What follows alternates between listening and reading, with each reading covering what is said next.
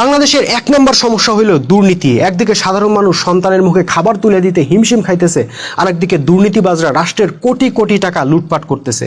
এই দুর্নীতিবাজ নরপশুদের বিরুদ্ধে অনেকেই অনেক কিছু করতে চান কিন্তু পারেন না, কারণ দুর্নীতিবাজরা একা একা দুর্নীতি করে না, তারা দলবল বাইন্ধা সিন্ডিকেট তৈরি করে একসাথে দুর্নীতি করে। আর এই সিন্ডিকেটের প্রত্যেকটা দুর্নীতিবাজ একজন আরেকজনকে রক্ষা করে। তাদের হাতেই ক্ষমতা, তাদের হাতেই অর্থ, তাদের কাছেই সরকার জিম্মি। আপনি একা একা তাদের গায়ে একটা টোকাও দিতে পারবেন না। ভাই বিশ্বাস করেন, একটা মাত্র উপায় আছে। এই দুর্নীতির সিন্ডিকেট ভাঙার একটাই উপায় আছে, সেটা হইল আপনারা যারা দুর্নীতির সিন্ডিকেট ভাঙতে চান, আপনাদেরকে একজন নেতার আন্ডারে ঐক্যবদ্ধ হইতে হবে। সেই নেতার নির্দেশে বিপ্লব কইরা বর্তমানের এই ঘুরে ধরা সিস্টেমটাকে ভাঙ্গা তছনছ কইরা ফেলাইতে হবে। মনে রাখতে হবে 1400 বছর আগে এই ফর্মুলাতেই আরব উপদ্বীপ থেকে দুর্নীতির সিন্ডিকেট উচ্ছেদ করছিলেন মুহাম্মদ সাল্লাল্লাহু আলাইহি সাল্লাম।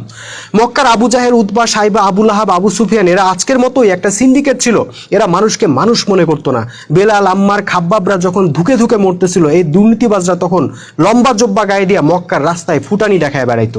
বেলালদের কিছুই করার ছিল না। তারপর রাসূল সাল্লাল্লাহু আলাইহি ওয়াসাল্লামের ডাকে সাড়া দিয়ে বেলালরা যেদিন ঐক্যবদ্ধ হইল, যেদিন তারা ঘোষণা দিল আল্লাহর হুকুম ছাড়া অন্য কারো হুকুম বিধান মানি না, সেদিন থেকে শুরু হইল দুর্নীতিবাজদের মাইর খাওয়ার দিন। বদরে মাইর খাইলো, ওহুদে মাইর খাইলো, খন্দকে মাইর খাইলো।